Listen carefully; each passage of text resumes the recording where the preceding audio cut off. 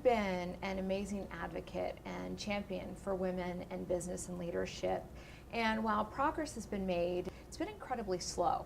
What do you think accounts for the stagnation or the anemic numbers that we've been seeing year after year? To some extent, the problems that women face, the choices women have to make, have not changed. Until we're biologically re-engineered, those problems aren't going to change. And so some of the fundamental issues that have to support women's ability to make choices more easily and more flexibly are important. And I think the private sector has done some things, has led with more flexible work environments and policies. I think the U.S. is actually behind the rest of the world in some respects from a policy perspective. Why do you think that is? Well, I think because the private sector's led.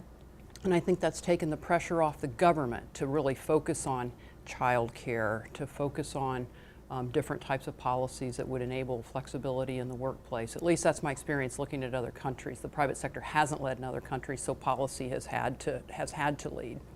But here I think that private sector leadership is now become an excuse for continued progress, because the private sector has led, progress has stalled, and no one's noticed. And so I think it's really important that we put a spotlight on the fact that progress has stalled, and we need to notice.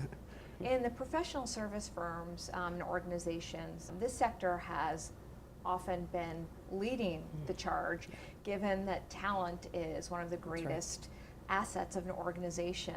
Why do you think other companies and other industries still haven't placed that as a priority? Are we diagnosing the problem wrong? Are we phrasing it wrong?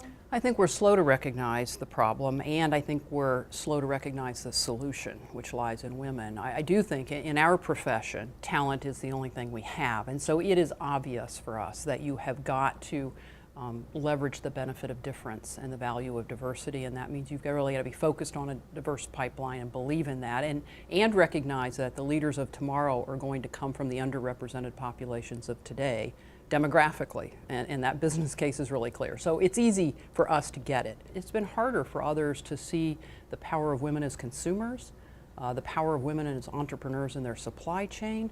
I don't think that's been as obvious, but I think that's why the work of the Third Billion campaign that's recently launched is so important, which is trying to put a spotlight on the economic potential and global impact that women will have in the next decade as an emerging market, third in size behind India and China. I think that's an incredibly powerful force that causes, I think, private sector leaders and country leaders to look at this differently, to look at the opportunity, not the problem.